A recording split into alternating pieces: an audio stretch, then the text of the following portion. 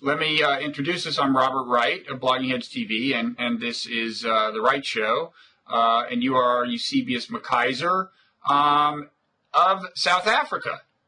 And you are associated with it's Wits, I think, although it's spelled W-I-T-S, Center for Ethics in South Africa. And also you write for the New York Times website on a fairly regular basis, and you've written for a number of other periodicals that people are familiar with, including the New Republic and some British periodicals. So thanks for taking the time to talk to us. It's an absolute pleasure. So thanks for the invite.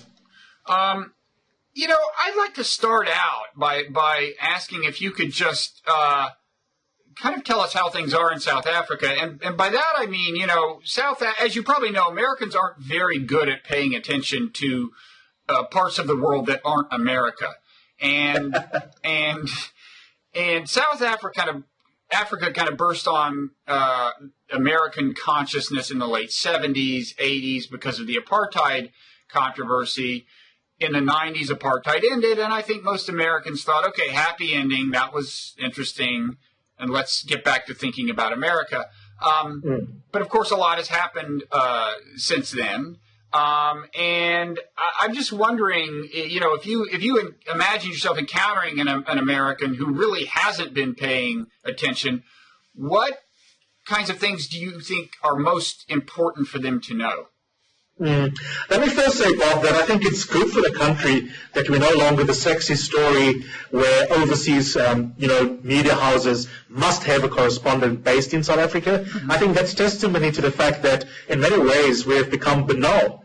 And it's a good thing to become banal as a democracy, because it means that the fault lines in your society, politically and otherwise, are no longer so fundamental that it's a sexy story worth telling if you're somewhere in the middle of nowhere in Arizona. So to some extent, I think there's a good news narrative behind what you have just said, insofar as you are suggesting that to some extent we are not on the radar of the international news scene as often as we were 20 years ago. That said, if someone displayed a casual, perhaps fake interest in what's happened since democracy's dawn, I would say that South Africa has overall become a stable constitutional democracy. We have swapped parliamentary sovereignty. In other words, the idea that parliament is the final arbiter of law making, for a system in which the constitutional court and the constitution is really the apex values and legal norms we use to test government policy. So we really are a fully fledged democratic society, a constitutional democracy, and there are policy differences we can go into, personality differences. The ANC still has a massive hold on political power. That's the liberation movement, etc. So the details we can get into, but the short answer is South Africa really is a banal democracy. And is happy to be one to the extent that it is, it sounds like. Obviously, it doesn't mean we don't have material challenges. We are arguably the most unequal nation on earth in terms of Gini coefficient. The disparities between the haves and the have-nots are a massive problem. We have unemployment levels unofficially around 40% and even higher among South African youth. And so poverty is a big deal. So inequality, poverty, and joblessness are the triple challenges for the country from an economic and socio-economic viewpoint. And there are also leadership crises within the ANC, I would say, which we can talk about. And in many ways, we have, at best, a two-party system that is ahead of us, and at the moment, one-party dominance within our democracy. So there are things that South Africans are concerned about that we can mull over. But again, I would say that the big takeaway is that these are the details of how we are getting on developmentally. They're not really something worth putting on the front page of Time magazine. No, although the unemployment and economic inequality statistics you allude to are alarming when you think about them. And now, is that economic inequality still largely along racial lines? Well, the scary thing is that the biggest growing gap between the haves and the have-nots is intra-racially. In other words, within the black South African demographic, that's where you have the fastest growing inequality happening. Of course, the majority of wealth still lies in white hands. If you look at the share schemes or the shares ownership structure in the Johannesburg Stock Exchange, you will see that the majority of the shares of major companies belong to white shareholders. Most senior managers in corporate South Africa are white. Most CEOs in this country are white, even though the majority of the working population is close to 80% black African. So the racial elements of the economic injustice hasn't disappeared, but it has been slightly complicated by the fact that we do have a sprinkling of black folks who are doing well, who are politically connected, some just doing well out of their own accord, to be fair on them. But the reality is that, yes, there is still deep race-based economic inequality, and some folks who don't want to acknowledge that can conveniently point to a handful of black captains of industry.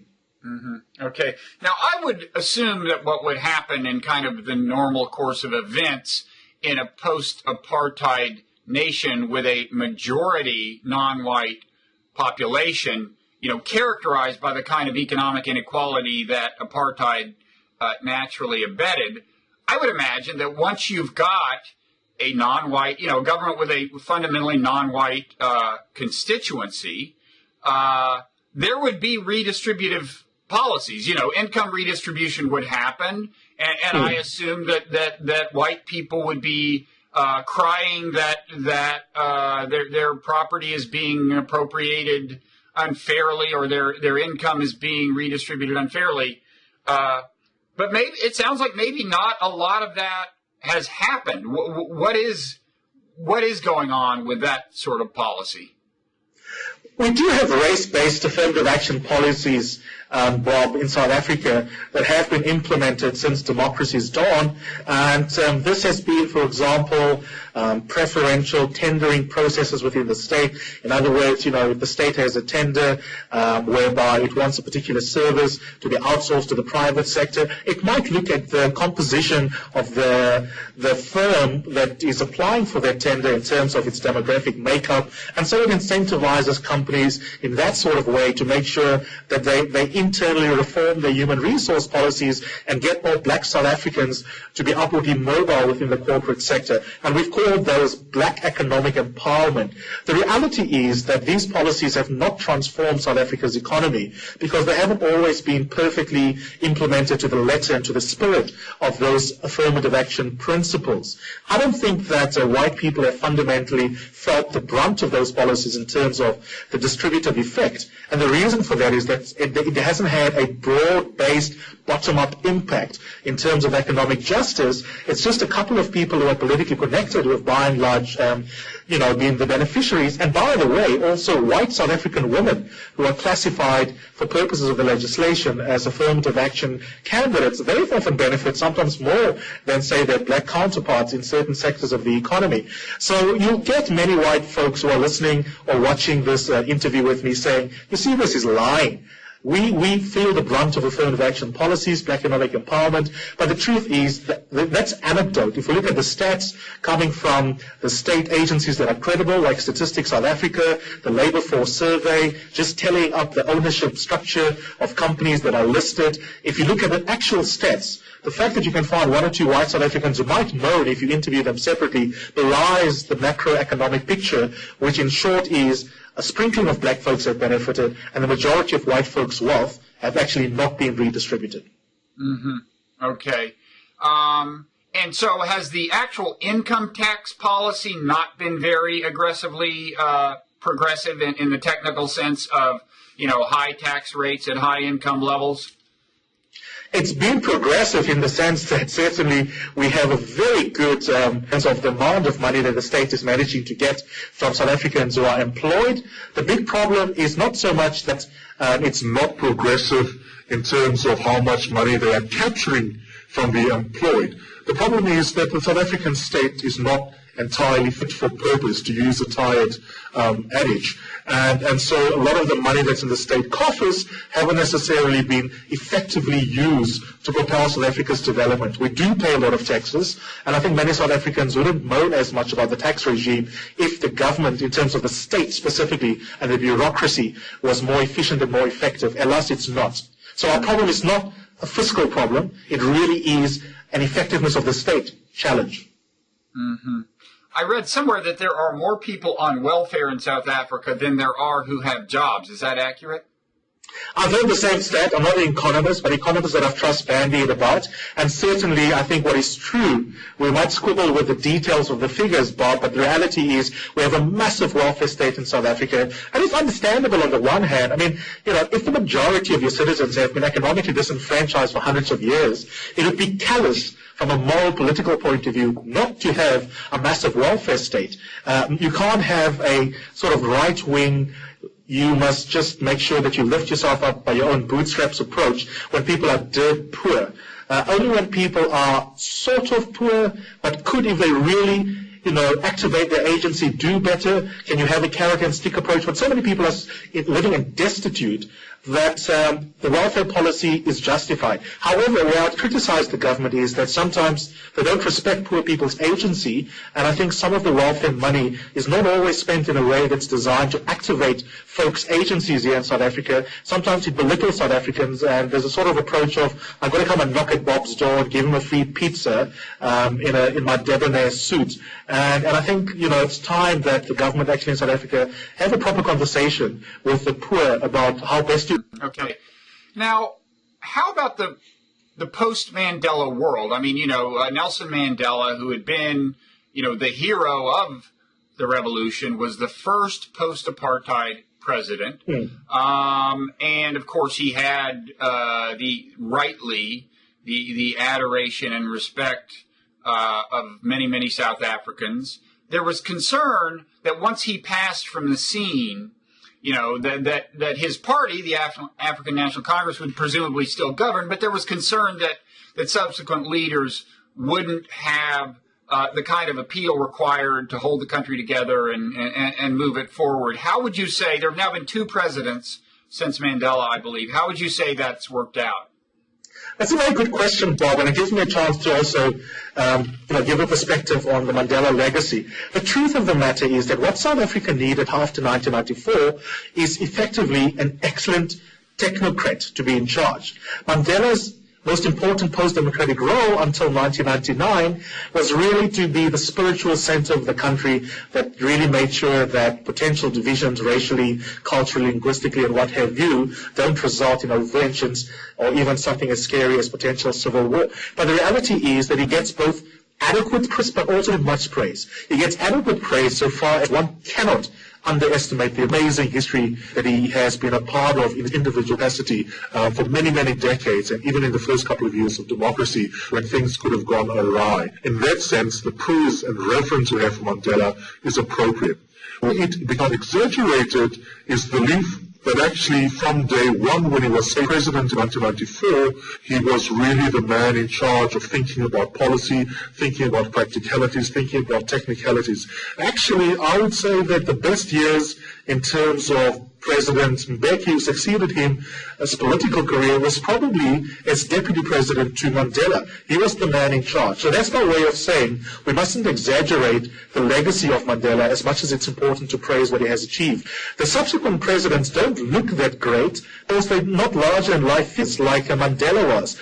We have to say to ourselves, what was the question of history being posed to post-Mandela presidents? And the questions being posed to them were in some ways a more difficult question than the question that was posed in 1994 to Mandela. Mandela's question really, hypothetically speaking, that history had asked him to answer is, are you ready for the next couple of years to be the man of reconciliation, to be the symbol of transition? I'm not saying that's an easy job, but that was his question. The question that Mbeki faced, that Jacob Zuma currently face, is, do you have the ability to now undo the harsh material consequences of 300 years of discrimination? That's a very difficult challenge. And there's a mixed bag in terms of how they have fared. I think they've made mistakes that are worth criticizing, but I think it's also important that we take cognizance of the fact that in some ways, materially, they have faced a more difficult question than Mandela did.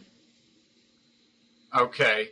And one policy that has been policy issue that's been very prominent in South Africa under both of the subsequent presidents, Mbeki and Zuma, is the prevalence of AIDS in South Africa. And this week is the International AIDS Conference, in Washington.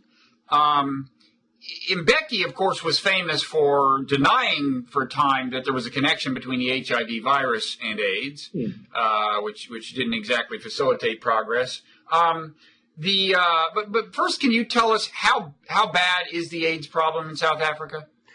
Well, we're making great progress at the moment. The rate at which the infections are still going on is beginning to slow down, and that's because over the last couple of years, amazing work has been done, especially by the Zuma government, to get people to test so that they can know their status in terms of HIV. There's also a ARV program, antiretroviral drugs, that has been rolled out, the biggest one in the world, and we're doing quite well on that front. We've still got challenges around stigmatization, and these are important issues that impact people's behavior.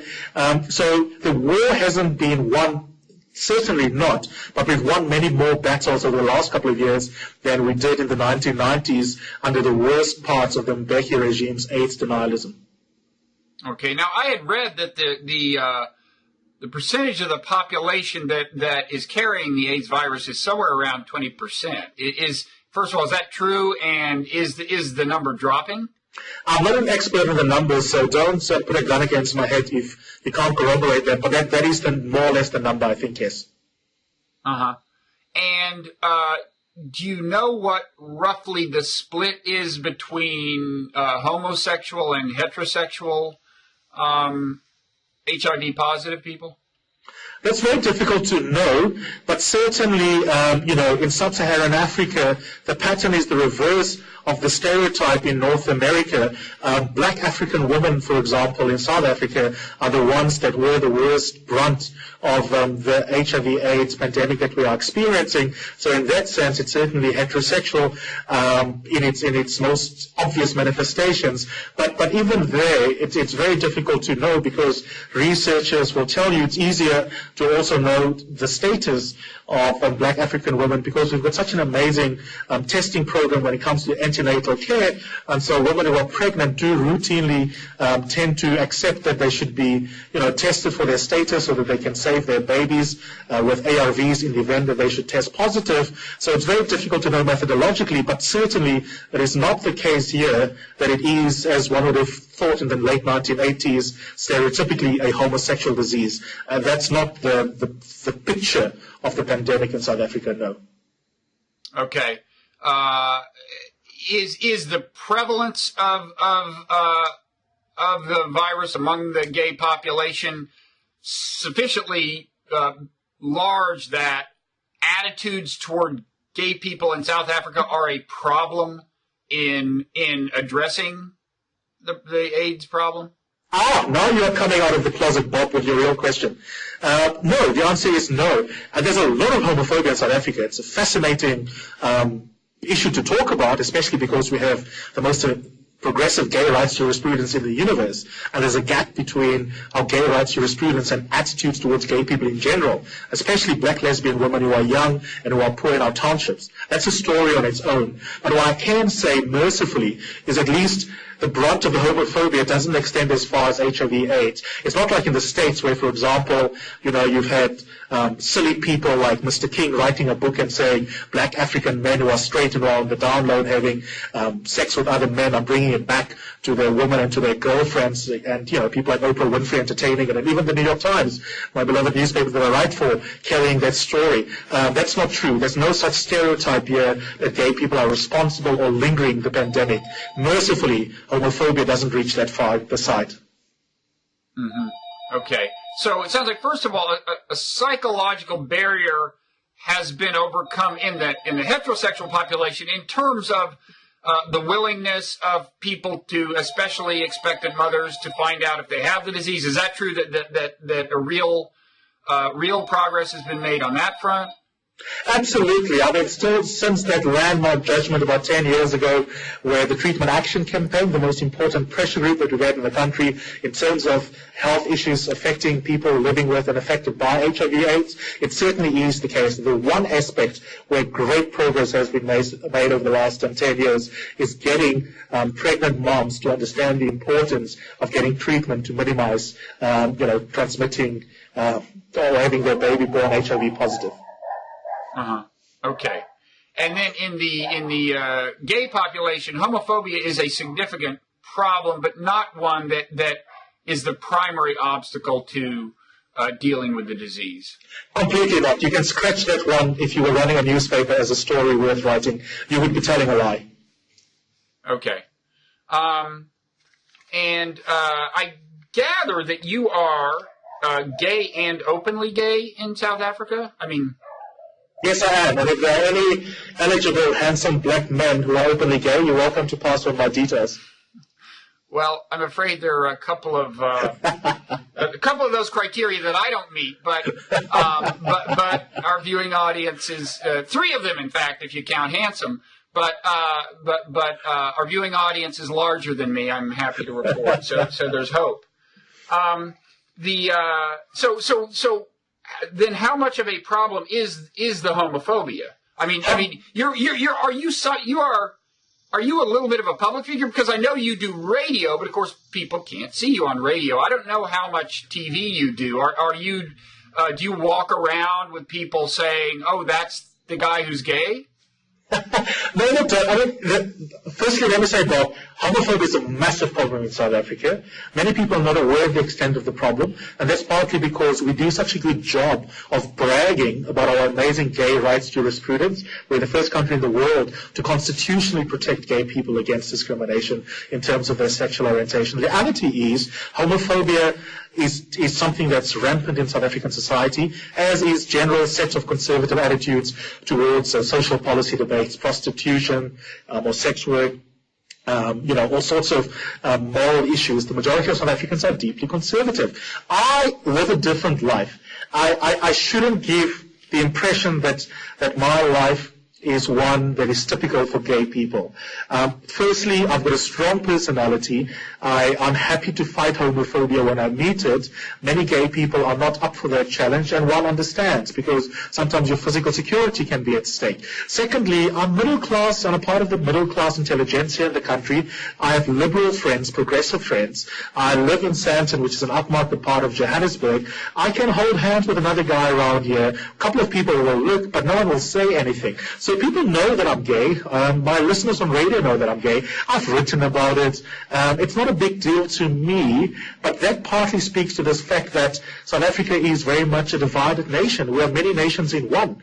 I live in my own little universe that could have been Soho in London, here in Johannesburg, but I can also introduce you to lesbian and gay rights activists who will tell you horror stories about lesbian women who get raped by men who just can't believe that they are not straight, and who think that they can, in the language that has made the rounds here, correctively rape them. We now even speak about the phenomenon of corrective rape, because that is the motive for many people raping lesbians in some of our townships. So it is a big problem. It's not connected to the HIV/AIDS debate. That's why I'm separating it. But as a topic on its own, it really is a massive problem. And those of us who are middle class live in our own bubble. But there are places you go in South Africa where you would not dare hold hands with a man? There are some cases, but I don't want to exaggerate it. I mean, it's not difficult to me walking around the Bronx being scared that I might get, someone being homophobic, or if I was in London, somewhere in the south of London, in Brixton, I have experienced homophobia. So certainly, if someone doesn't know South Africa and they're gay, they can come around. It really isn't a big deal. It's a particular segment of the gay community that bears the brunt of the homophobia. But the majority of spaces, certainly the public spaces, certainly the spaces where tourists would go and where those of us live in terms of middle class South Africans, we live in safe spaces. So there is a massive problem, especially in the townships in relation to black lesbian women. However, I'm not so sure whether we are obviously more homophobic than some of the more homophobic parts of the U.S. In some respects, you guys are even worse. And is this problem of I think the term was, quote, corrective rape of lesbian women, is that being adequately dealt with in the judicial system and in, kind of the culture at large? That's a very good question, Bob. And South Africa is a beautiful case study if you are a legal nerd interested in things like legal positivism. In many ways, I think we've hoped that we can address problems in terms of discrimination with the law, but now we have become a textbook example of the limits of law and the limits of using law to bring about changes in attitude and changes in behavior. It's important that we recognize the role that legal equality plays. For example, I know many American gay men who write to me, who engage me, friends of mine, who really feel like in your country, the lack of a federal law that affirms their dignity and their right to substantive equality is something that makes them feel inadequate. In South Africa, that legal protection makes me feel good about what my country's laws think about me. So even homophobic politicians would not dare, other than one or two, to actually express their homophobia publicly. That's the good side. The not so good side is that we've been complacent as a society. We have always put a lot of faith in using the Constitution as an instrument to bring about social change. And I think we've now realized that you can't. You can't legislate attitudes. And we now have a number of very good gay rights organizations, civil society organizations that are trying to do their best. Government is beginning to come to the party, but quite frankly, we still have a paucity of public political leadership when it comes to the question of addressing homophobia on the ground. And in some ways, I think politicians are hiding behind the fact that we have legislative protections for gay people. In reality, the gap between law and folks' attitudes is still gigantic. Mm-hmm. And how did it come to be the case, by the way, that the laws regarding homosexuality are in some ways quite progressive in South Africa? I suspect a lot of people wouldn't have guessed as much. No, a lot of people wouldn't have, and I don't know the answer. I'm too young to know what happened during the negotiations in the early 90s. It's a question that I've asked some of my older friends who are inside the body politic and within the ANC, and no one seems to really know. I mean, there were some gay rights activists. Simon Corley is one famous name that gets thrown about, who was an ANC, anti-apartheid activist, and there were many other such figures who were openly gay inside the ANC. And one popular theory is that a lot of their fellow ANC comrades had respect for them as struggle heroes, even though they were gay, and that it really was born out of those personal relationships that the chief negotiators were happy to include these kinds of protections in our Constitution. But that's an interesting legal historic question that I haven't yet been able to get the answer for, but a lot of people would say there were individual activists like Simon Corley who account for why that person or those people's comrades within the ANC were happy to be progressive. I think that's probably the direction in which you would find an answer if you were to dig into the archives. Mm-hmm. And if progressive laws don't necessarily make inroads on cultural resistance to the political and kind of cultural equality of homosexuals, do you have any ideas about what sorts of initiatives outside of the realm of legislation are in order and might have effect? I don't know anything that's in order, but if I think about my own life as a sort of micro example of what one might be able to do, I think role modeling is very powerful. I think that many young people, and I've got the evidence in my inbox, many young people who send me messages who say, thank you, you're a role model for me as a gay person who live openly. Many people say to me, oh my God, are you really gay? Who respect me as a political analyst, but didn't know that I was gay. And I think that's what we need. We need more people to live openly. I don't know one black African man inside the ruling party who lives openly gay in South Africa. I can't think of one prominent sporting figure who lives openly gay in South Africa. Many people who are my own friends professionally are comfortable with their sexuality privately, but even the ones who are in the public space, if I invite them to come onto my radio show, partly because I have an agenda as a gay role model, they're not yet there in terms of their personal journey. And I think that is one reason why we are struggling in South Africa. We don't have enough role modeling that it's okay, that it's even banal and boring to be gay and still be a professional. That's a big... And speaking of your liberal enclave, this part of Johannesburg where you live and feel comfortable being openly gay, what is the ethnic composition there? This was a traditional sort of white-only area, but it's kind of mixed. I suspect I don't know. I suspect it's probably numerically a slim white majority, but it is racially mixed. I mean, you'll find different demographics of folks here, but it is a fairly middle-class suburb, so it's not predominantly black, no. I must say I am, as an individual, comfortable to be openly gay in South Africa, just about everywhere, including in the townships. But of course, I live the majority of my life, 80% up to 90% of it, in the space that I've been describing as an enclave. Mm-hmm. And is the resistance to homosexuality greater in the black population than in the white population? Unfortunately, or fortunately, if you want to be a Democrat, homophobia has got no respect for racial differences in South Africa. You'll find it both amongst poor people and wealthy people, and you'll also find it amongst white South Africans and amongst black South Africans. Mm-hmm. Okay. I would say homophobia is an equal opportunity bastard. Okay. There's been a kind of, I would say, offbeat controversy involving your president, Jacob Zuma, involving a painting of him, right? Do you want to tell us what's going on there? Absolutely. They're one of my favorite topics over the last 2 months, because I think it gives us an opportunity to talk about so much in terms of where the country is at from a constitutional point of view. There was an artist who drew a portrait of the president based on his own imagination of what the president might look like. It was based on it's a kind of spoof based on, of a Russian dictator. More specifically, we can say of what the president's genitals might look like, right? I mean, and it included the depiction of the penis of the president of South Africa, yes. And it caused a massive stir because the president felt like his dignity was impugned. His party members and many ordinary supporters thought the same thing, and they tried to get an interdict to get the art gallery to take it down on the basis that it's an infringement of his constitutional right to dignity. To cut a long story short, the whole debate became one about what are the limits of artistic freedom, what is the meaning of dignity, does the president have a right not to be lampooned?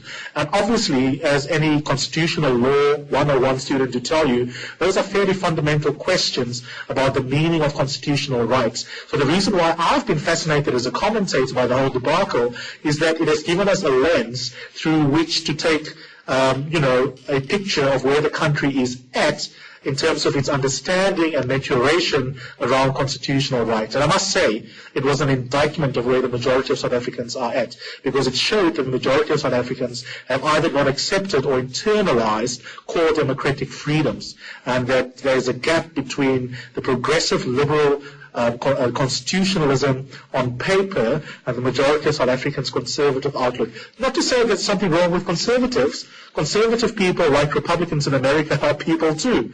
But it was interesting to see from a descriptive point of view how this debate in South Africa exposed those ideological differences. Mm-hmm. Yeah, it's interesting that he's complaining that it impugns his dignity, because I just looked at the painting for the first time, and it seems to me that it's a painting whose point is indeed to impugn the dignity of the person, and I think, in an arguably defensible and productive way. I mean, what I mean by that is, it's a painting of a politician, and he's, doing one of these, posing, trying to be impressive. It could be, broadly speaking, the image could be in any number of paintings of politicians trying to rouse some crowd or something. It's just that if you look down, oops, his pants are unzipped and his genitals are fully exposed. I mean, to me, that almost seemed like the comment being made. It was almost a kind of purposeful and maybe useful puncturing of the self-importance of everyone. But maybe I'm reading too much into it. No, let me just give you a little bit more on this issue, Bob. I agree with you. But that's because I believe in the liberal gospel according to John Stuart Mill and his conception of a liberal democracy. I think that an artist has a right to take the mickey out of the president, including making them feel as if their dignity were actually infringed. I don't think it was the case here. So I agree with your sentiments, and your sentiments are well expressed. But if you want to understand, for purposes of at least getting inside the headspace of the folks who were protesting, the reason for it is historic. And the first reason is that black people's sexuality in South Africa have often been part of the white minority government's range of tools for how to really shatter their dignity as human beings. And often they were made to be, to strip naked on some of the minds so that they can have a full cavity search and what have you. So the black body, historically, and the same goes in America with the history of slavery, has always been an important object of ridicule for white supremacy. Those are the kinds of historic memories that are still very real for older black South Africans. And that is what went into the visceral reaction that this white person can be so ahistorical about black sexuality. That's where they were coming from, non-legally, sociologically, and psychologically. And that much I understand. The reason why I still agree with your reaction is because I think we've got to grow up and understand that the meaning of the kind of model of democracy we've chosen is that we've got to live with the fact that part of our liberal democratic dispensation implies that an artist has the right to make me cry. Mm-hmm. Although I will say that, America is considered a reasonably, a liberal democracy with quite robust freedom of speech. But I've never seen a painting of an American president that's comparable to that in terms of pushing the boundaries. I've never seen one or heard of one in a museum. I mean, it is what many people would consider obscene. Many people would consider it obscene, but of course the question is whether a work of art that is not intended to titillate, that is obviously doesn't even have an erect genitalia in it, that is part of a broader artistic exhibition that is political in nature. It wasn't the only artwork in the gallery. It was there as part of an entire political series. The entire location, if you just reflect on aesthetics in general and locate the painting within that context, then I think words like obscenity and pornography are misplaced. The only thing they reveal is poor art education on the part of the observer. Mm-hmm. Do we know enough about the politics of this white painter to say for sure that he did not mean to resurrect these racist tropes from an earlier South Africa? In other words, that at least in that sense, his motivations were pure? I'm sorry to praise so many of your questions for being brilliant, but another excellent question, if I'm allowed to say so, Bob. Feel free. And the answer is that it's twofold, right? The first is, I don't think the intentions of artists matter.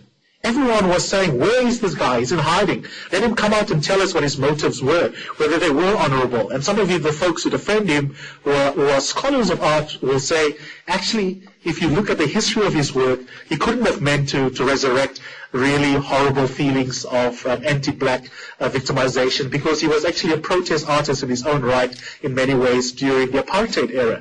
But my response, wearing my hat as a philosopher, is I don't care about the intention of the artist. The question is whether the artistic work in front of me, to which I bring my own personal experiences when I interpret it, invariably, whether it is allowed to see the light of day or not in a liberal democracy. Let's imagine, for argument's sake, Bob, that the answer is this guy had intended black South Africans to cry.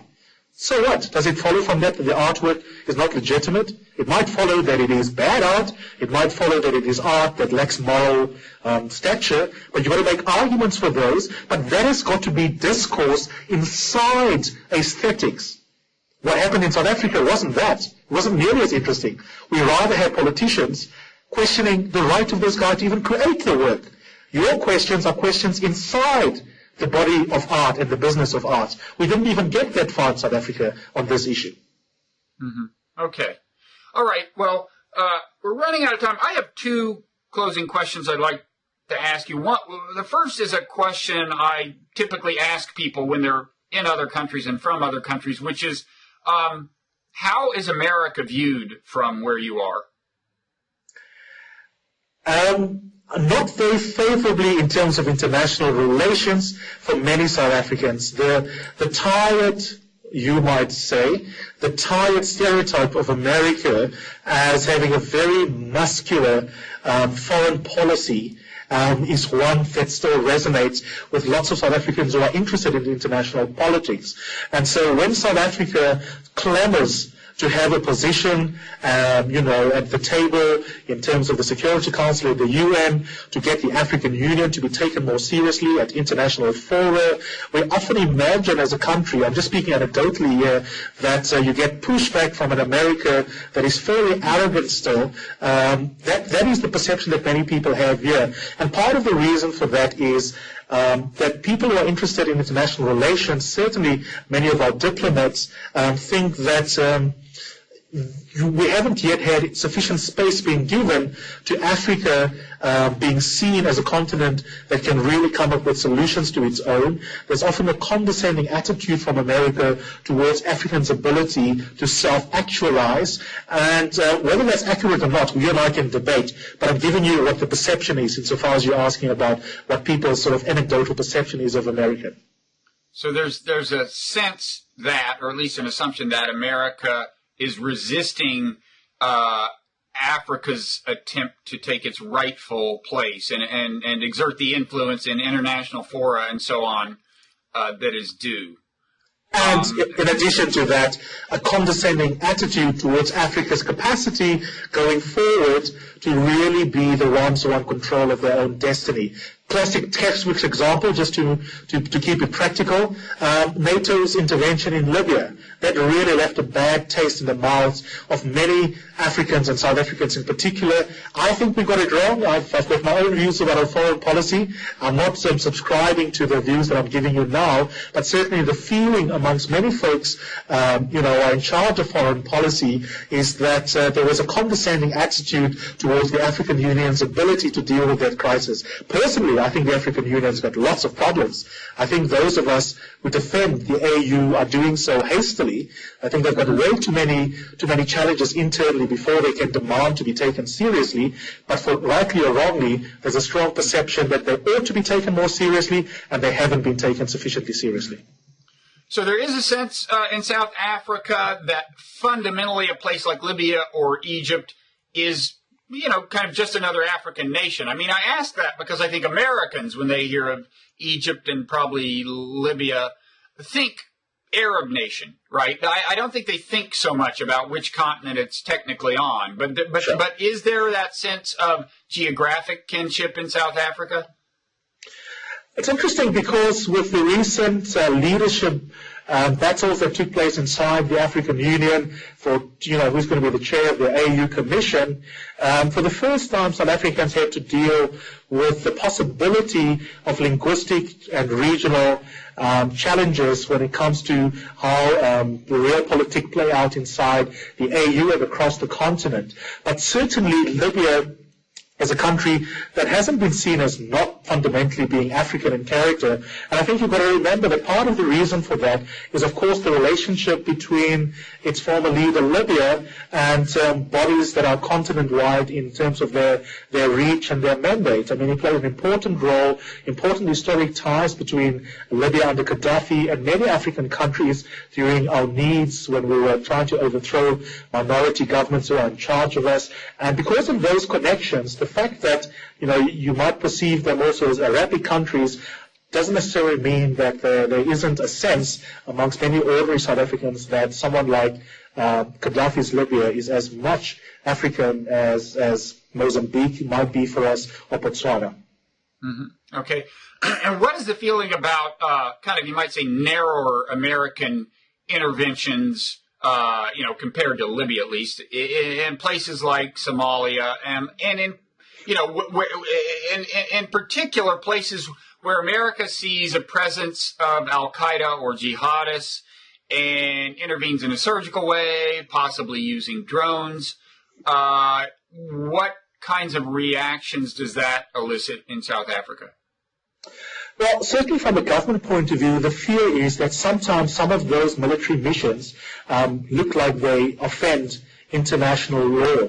So there's a lot of debate inside South Africa, even though we signed up to the resolution, which is one of the reasons why I think we're hypocritical in our criticism of America sometimes. There's a lot of debate about whether some of the strikes that happened in Libya were consistent with the UN resolution that wasn't meant to be about regime change, and some South African diplomats actually think that's really what it was about. That's certainly the view of former President Thabo Mbeki, who has become an important states figure across the continent. So the perception is that sometimes these interventions are motivated by very narrow self-interest in terms of American security or economic diplomacy, and that when they are carried out, they sometimes go beyond the letter and spirit of international resolutions that are taken at the UN. That is the perception. Whether that perception is correct or not, Bob, it depends on who you speak to.